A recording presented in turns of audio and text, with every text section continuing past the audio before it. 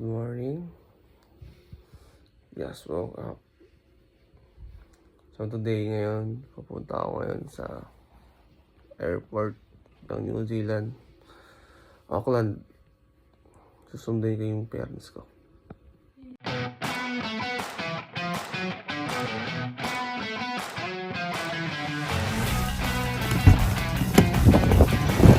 So, awit.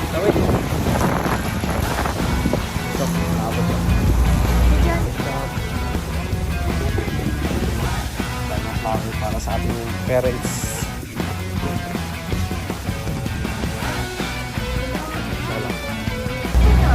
Dalawa? Kunin muna natin pambayad, guys.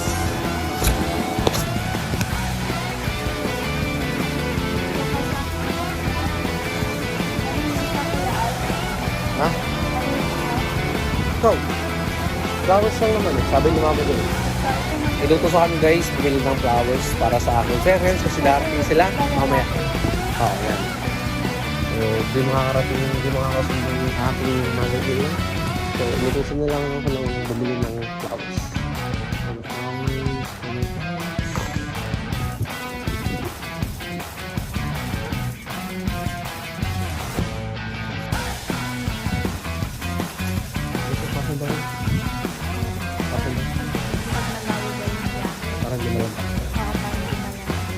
Sana always may ganun mo. Kasi sa Pilipinas wala eh.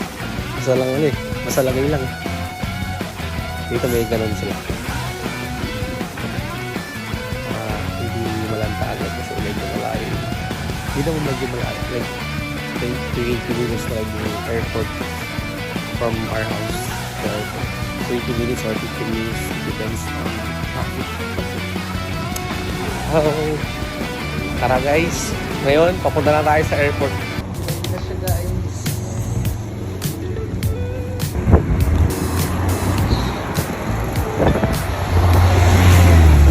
sobrang gloomy ngayon guys, sobrang windy. Pagpupunta natin ang punta si Madam.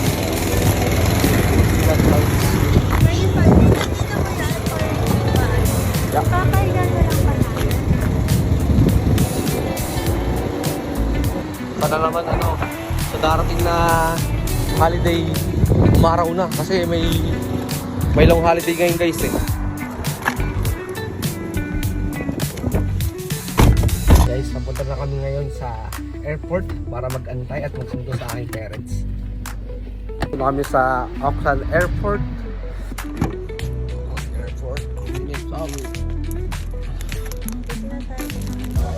Guys, di ko kasi alam entrance dito. Nung pumunta kasi ako dito, gabi na yun bunso. Yung umuwi kami.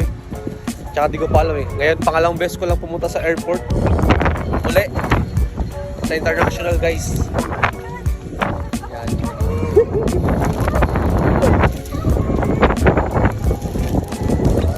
Ako harap. Saka entrance.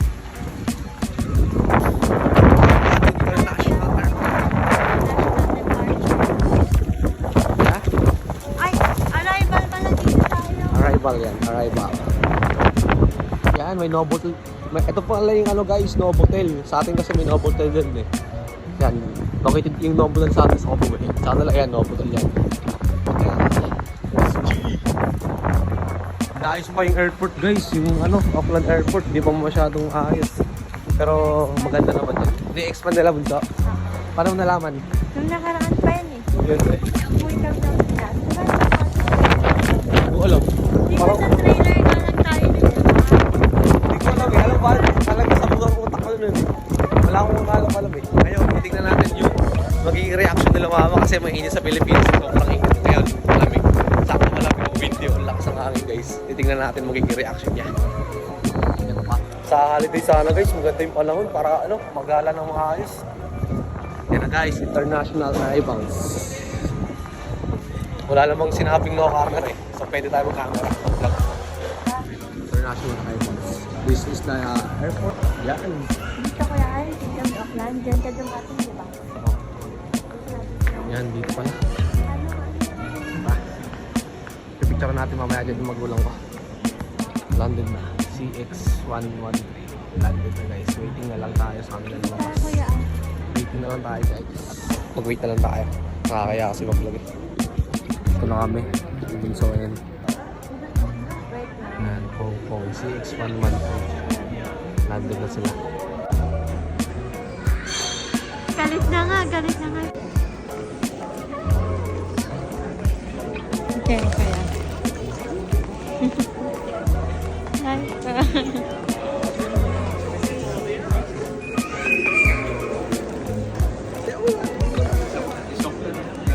So, andito na yung parents ko ngayon. Ayan si Papa, ayan si Mama. Ayan, pa, ikaw na sa vlog ko. Guys, nandito na kami sa Sobrang saya guys. Hometown namin. Sa New Zealand. Yan, magkakape muna kami. Guys, salamat sa Lord. Naligtas naman nakarating dito. Ayos na. Guys, tignan natin reaction nila mamaya sa labas. Zealand Airport. Ma, kamusta? Malamig?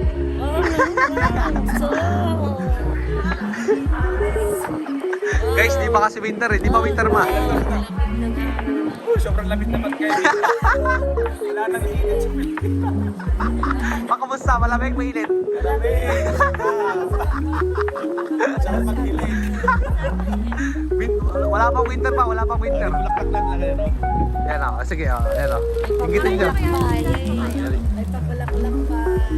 Goodbye init. See you lamig. Welcome to New Zealand. Welcome New Zealand. Goodbye init. See you lamig. Yora. Yora. Harimay. Harimay. Harimay. Harimay. Yora. Harimay. Harimay. Welcome. 1, 2, 3. Mainit na malamig ko. Sarap ng hangin. Guys, bibili kami ng seafood kasi anniversary ni Mama Jo. Parang. Bili kami ng seafood. Bili kami ng seafood guys para kakainin natin. May celebration kasi kaya rin sa asawa ko. Guys, next stop namin, Philippine Store. Philippine Store yan dito sa New Zealand. Halos lahat nandyan na uli. So sa mga previous vlog ko, nasabi ko na sa inyo. Pino Plus.